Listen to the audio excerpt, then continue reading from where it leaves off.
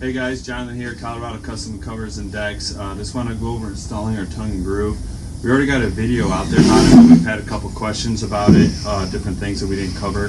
So we're just going to do another video on it. But pretty chilly day here in Colorado. Sun's going to come out. It's going to warm up pretty quickly, but right now it's a little chilly. So we're putting some tongue and groove, finishing the bottom of our deck here. We put Trex Rain Escape on there. We have a video on that if you want to learn how to put that on. But Trex Rain Escape, as far as waterproofing your deck, is the best way to go. And then, so we're putting in our tongue and groove underneath here. What we use is our 18 gauge staples. So these guys right here. We use staples rather than brad nailers. They actually hold a lot better than the brad nail. The brad nails come out a lot easier. So it's 18 gauge. These are inch and a quarter, inch and a half, depending on what my supplier has in stock. But 18 gauge crown staples. Works great. Put them right in our gun. Float them up right in our guns and go from there. Staples it in, holds it really well. So what we do is when you go to put it in, it's just pretty simple, right? It's got a tongue and you put the groove in the tongue. Sometimes you might have a bow in the middle and you might have to push up here and then over here and push in. But we just get it in tight, take our little hammers, tap it out, tap, tap, tap. There we go. As we can see, Kelsey over here is helping me put this one in. We got it nice and tight over there, so what we like to do is start on one side and get it tight and work it way this way, or start in the middle and work opposite so that it gets it nice and tight up in there really well. And you can see Kelsey go, let's get a staple in here. So you want to make sure you do when you're stapling your tongue is you don't want to go straight up because your tongue has a space in there for the groove to go in. So if you staple straight up, you're not going to be able to get it in. You want to make sure you go on an angle to where it goes through the meat of this and then into there.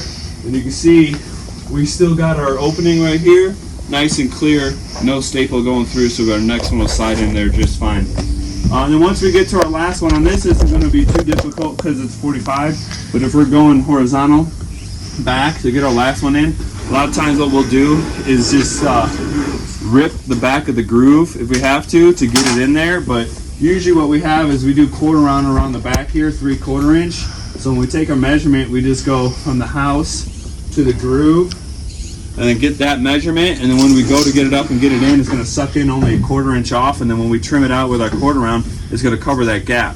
And then obviously face nail it right there in again because that quarter round is going to cover. You just want to make sure whatever you're using for your trim, whatever size it is, you want to make sure that you cover it, you don't have gaps showing there. So again, the biggest thing is you want to make sure you get these seams tight. Okay, we don't want gaps in those seams. Make sure your nails and your staples aren't going vertical straight up, but they're going a little bit on an angle into the meat of the joist, into the meat of the tongue and groove. The last piece, cut it so it's tight so you can slip it in, and you're going to have a little bit of space and cover that with quarter round or whatever type of trim detail you want. Guys, I hope that video helps. If you have any questions, comments, concerns, go ahead and leave it below. We'll answer it. We do a pretty good job of answering them, so just go ahead and leave those. Again, thanks for watching. We got our Facebook at Covers and Decks. We also got Instagram, Colorado_Covers_Decks, and then also this YouTube channel, The Deck Answers. If there's anything you want to see or haven't seen that we've done, go ahead and let me know, and we'll try to make some more videos for you guys. All right, thanks for watching.